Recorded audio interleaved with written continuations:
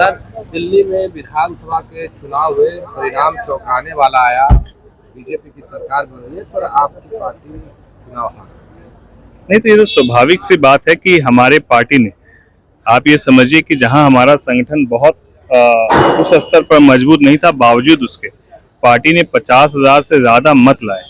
और हम लोग एक एलाइन पार्टनर होने के नाते हमारे नेता ने कमोबेश 10 से ज्यादा विधानसभाओं में सभा की, और जहां जहां हमारे नेता ने सभा की वहां सभी जगहों पर एनडीए की प्रचंड जीत भी हुई। तो ये सामूहिक एक प्रयास था, और एक हमारे पार्टी का हमेशा से रहा है कि हम लोग लगभग कमोबेश जहां जहां एनडीए तय करेगा वहां वहां हमारी पार्टी ने चुनाव लड़ने का काम किया, और एनडीए को भी मजबूत किया, और हमारा संगठन का भी वहां पर धीरे धीरे और अब हम लोग मजबूत करने का काम करेंगे। बिहार को लेकर कहा जा रहा है, महागठबंधन के लोग कह रहे हैं कि दिल्ली में चाहे जो कुछ भी हुआ, बिहार में तो तेजस्वी यादव ही मुख्यमंत्री बने। नहीं, अच्छी बात है। हर पार्टी को ये सोचना भी चाहिए कि बनेगी सरकार, लेकिन अंतोगत्वा दिल्ली जो है वो झांकी है, बिहार अभी बाकी है। और आने वाले समय में आपको देखने को मिलेगा 225 पार एनडीए की जीत होगी और विपक्ष का सुपड़ा साफ होगा। नीतीश कुमार के लोग यहाँ राजद के लोग कह रहे हैं कि इनका 27वां चालू हो जाएगा। ठीक है, वो उनकी भाषा, उनकी मर्यादा है।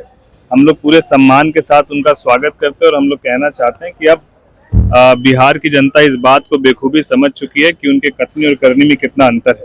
और दूसरी बात, महागठबंधन कितना एक है ये लोकसभा चुनाव के वक्त भी पता चला, दिल्ली में विधानसभा चुनाव में पता चला, और आने वाले समय में जो गठबंधन विपक्ष का है वो गठबंधन रहेगा कि नहीं रहेगा, ये भी आने वाले कुछ समय में आपके सामने स्पष्ट हो जाएगा। नीतीश कुमार के पुत्र निशांत को लेकर कहा जा रहा है कि राजनीतिक एंट्री होगी और हरनौत विधानसभा क्षेत्र से चुनाव लड़ेंगे। युवाओं का स्वागत है, और कोई यदि युवा सकारात्मक सोच के साथ राजनीति में आते हैं तो बिल्कुल उनको आना चाहिए, उसमें क्या दिक्कत है।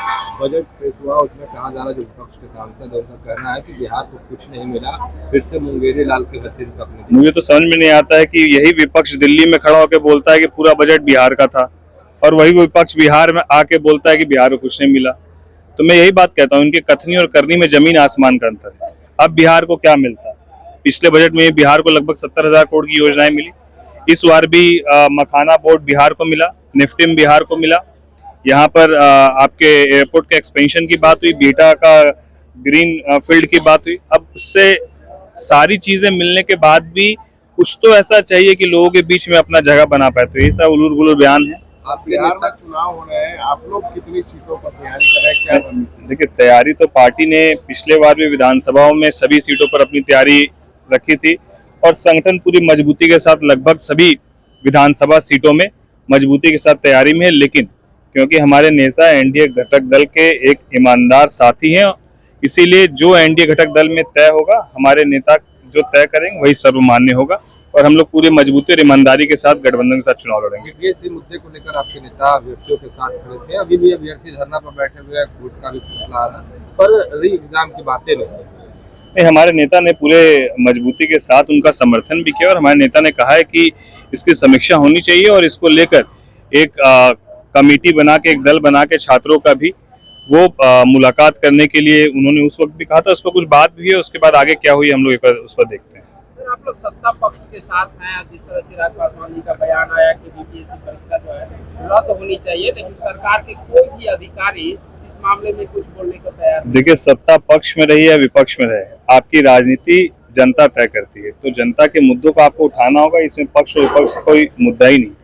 और यदि ये युवाओं की बात है, बिहार के छात्रों की बात है, तो हमारे नेता हमेशा से युवाओं की बातों को, उनका MY समीकरण आपको पता ही है, महिला और युवा, तो उस समीकरण पर हमेशा से उन्होंने अपनी मजबूती से बात को रखा है, और हम लोग पूरी तरीके से उनके साथ हैं। और हम लोग विरोध में नहीं है, हम लोग सरकार को एक सुझाव देने का काम किए, जो हमारे नेता के माध्यम से देने का काम। कांग्रेस के नेता तारिक अनवर है, अपने ही दल पे सवाल खड़े कर दिए और कई तरीके के बात। मैंने आपको कहा तो कि विपक्ष में महागठबंधन साथ है कि नहीं है, ये वो खुद पहले तय कर ले कि कौन साथ है कौन नहीं साथ है। आने वाले समय पे आप देखिएगा, जो विपक्ष के 3-4 घटक दल आपको दिख रहे हैं, एक आध घटक दल तो एनडीए के साथ आ जाएंगे, और बाकी जो घटक दल है उसमें आपसी फुटअव्वल जो है वो आने वाले 2 महीने में शुरू हो जाएगा। कितने लोग साथ रहेंगे देखने को मिलेगा।